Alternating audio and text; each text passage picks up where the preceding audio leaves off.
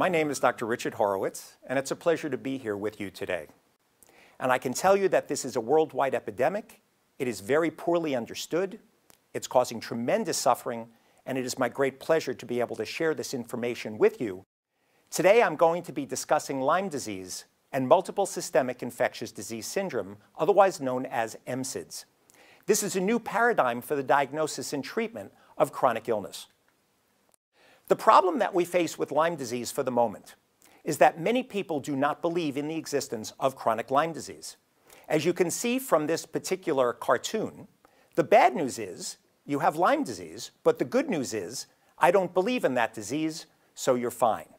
And this is the problem that I face, as many people do not realize how serious this problem of Lyme disease is in the United States, that it's spreading throughout Europe, and is also spreading worldwide. Lyme disease is the #1 spreading vector-borne epidemic worldwide. The CDC just came out with figures in 2013 that showed us that there was a 10-fold increase in the number of cases. We went from 30,000 cases to 300,000 cases, and in fact, the figures are even worse. If you look at the figures reported by the CDC, 0.3% of the American population in 2012 was exposed to Lyme disease, which is approximately 1 million people in the United States. Lyme disease, which is an infection caused by Borrelia burgdorferi, which is a spirochete, and other borrelial species, are spreading across Europe, as are other tick-borne diseases such as babesiosis, Bartonella or cat scratch fever, and many other infections that I'm going to tell you about, and they're mimicking many different illnesses. Of screening the ticks in Europe for Borrelia burgdorferi, as well as other Borrelia species, because now we have other borrelial species showing up in the ticks, such as Borrelia miyamotoi, the relapsing fever spirochete. In Europe, you have Borrelia afzelii, that causes acrodermatitis, chronic amatropicans, and Borrelia guarini, that causes neuroborreliosis.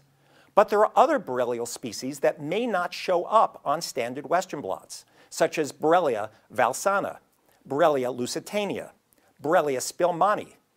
And there are other associated tick-borne infections that are also now spreading worldwide, such as Ehrlichia, Anaplasma, Babesia, including many species of Babesia, such as Babesia microti, Babesia duncani Wa1, and Babesia divergens, which is in Europe, as well as several different Bartonella species and rickettsial species. There is a difference between the surveillance definition established by health departments and what we see in real life in the doctor's office. And I'm proposing to you a new definition called Lyme MSIDS, which stands for Multiple Systemic Infectious Disease Syndrome, which will better define the illness. And I will show you that there are up to 16 reasons why many of these people stay ill with chronic Lyme disease, and this is not well reported in the scientific literature. There are also problems with diagnosing Lyme disease. As I will show you, there are problems with serology and seronegative infection, where patients will come in and see me and have Lyme disease, but the standard blood tests are negative. And I'm going to suggest to you later in this presentation that one of the best ways to address this is by creating country-specific Western blots using the strains of Borrelia that you have in Belgium and in the European countries. As far as treating Lyme disease, there is evidence of persistent chronic borrelial infection and the need for longer treatment courses. And there is some new scientific evidence that has come out showing that Lyme persists and that we do need longer courses of antibiotics. Chronic infection from Lyme and associated tick-borne diseases will cause inflammation in the body. And inflammation is the #1 common denominator in all chronic diseases.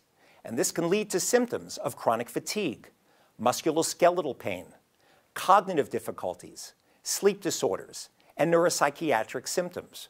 So for example, when we look at the figures for chronic disease in the United States, we see that 75% of our healthcare costs are due to chronic disease, and 70% of the deaths in the United States are due to chronic illness. So this is very important that we understand how the MSIDS model can help us also with chronic illness. So it's been a great pleasure being with you today and sharing this information. Wisdom is the marriage of knowledge and experience bound by compassion. If we want to solve this epidemic, science has already bridged the gap As I've shown you today, science has already shown us most of the answers.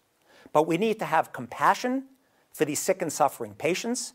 We need to be open-minded and realize that we don't have all the answers, but the 16-point MSIDS model gives us many of the answers that we've been looking for, and we need to get together and have forums where we bring everyone together to discuss this worldwide epidemic, how to lower costs, how to lower disability, and how to improve outcomes for these patients who've been to 10 to 20 doctors without answers. Thank you so much for your attention. It's been a great pleasure. Ja, det er jo seriøst.